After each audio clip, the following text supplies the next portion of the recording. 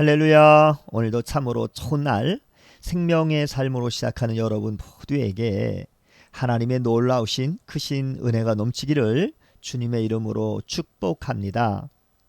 저는 오늘 신명기 28장 25절에서 35절 말씀을 본문으로 총체적 위기에 빠질 때라고 하는 말씀을 전하기를 원합니다. 이스라엘 백성들이 하나님의 말씀 앞에서 계속해서 불순종하면 하나님도 이전보다 더욱 강한 징벌과 저주를 내리실 것입니다.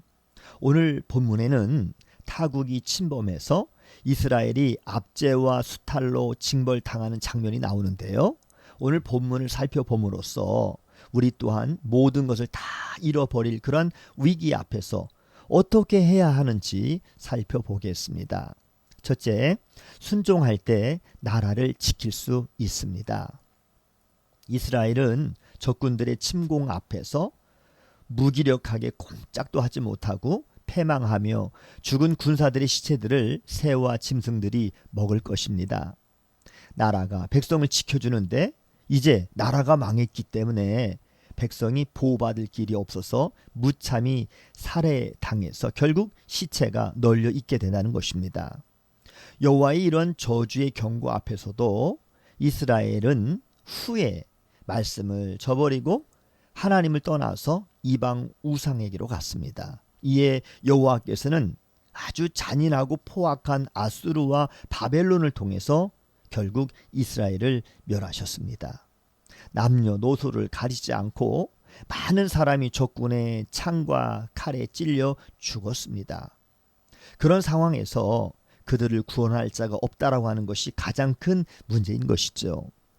주님의 말씀에 불순종하면 우리는 나라까지 송두리째 빼앗길 수 있다라고 하는 사실을 명심해야 합니다.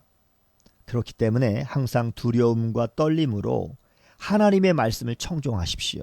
그것이 나라를 지키는 것이며 우리와 우리 가족과 후손을 지키는 길인 것입니다. 두 번째는 순종할 때 질병의 고통을 이깁니다. 나라를 잃은 이스라엘은 극도로 고통스러운 각종 질병들에 시달릴 것입니다. 극심한 고통 속에서 이성을 잃고요. 미치며 백주에도 사리를 분별하지 못하고 마치 맹인과 같이 더듬더듬거리면서 다닐 정도가 될 것입니다.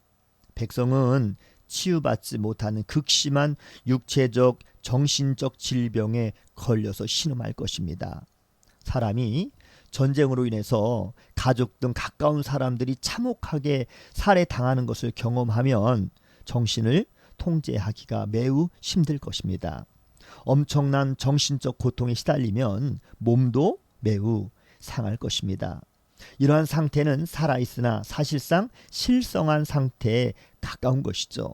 이러한 엄청난 충격에 빠지지 않기 위해서라도 우리는 주님의 말씀에 순종하며 나라와 민족을 위해서 기도해야 합니다. 그런 사람이 소수만 있어도 하나님은 이러한 저주를 주시지 않습니다. 순종하는 몇몇 사람으로 인해서 하나님은 벌하시는 중에도 뜻을 돌이키시고 회복시켜 주십니다.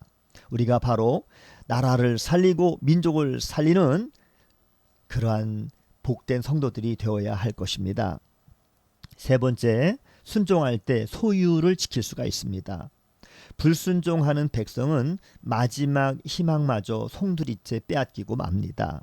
사랑하는 여인도, 보금자리인 가옥도, 애지중지하면서 아꼈던 포도원의 열매도, 잘 키웠던 가축들도, 땀 흘려서 수고해서 얻은 온갖 수확물들도 다 침략국 이방인들에게 빼앗기고 맙니다. 이 정도가 되면 살 소망을 상실하는 것이죠. 지금도 내전으로 인해서 많은 사람이 모든 것을 송두리째 잃고서 극심한 고통을 겪고 있습니다. 그들은 모든 것을 다 잃고 유리방황합니다. 우리가 주님의 말씀을 떠나면 모든 것을 결국 다 잃습니다. 본인도 망하고요. 가족에게서도 버림을 받습니다. 파산 상태에 빠져서 아무것도 하지 못하게 될 것입니다. 우리 자신들을 돌아보면서 내가 지금까지 하나님을 떠났던 그러한 부분들을 철저하게 하나님 앞에 회개하고 그리고 하나님의 말씀으로 우리는 돌아가야 하는 것입니다. 그렇게 한다면 주님은 나라도 지켜주시고 각종 질병도 물러가게 해 주십니다. 우리는 모든 소유보다 언제나 귀한 주님을 잃지 말아야 하는 것입니다. 용서하시는 주님께로 다시 돌아가는 것만이 살 길이며 그리고 이 은혜가 여러분 모두에게 있기를 주님의 이름으로 축복합니다. 샬롬.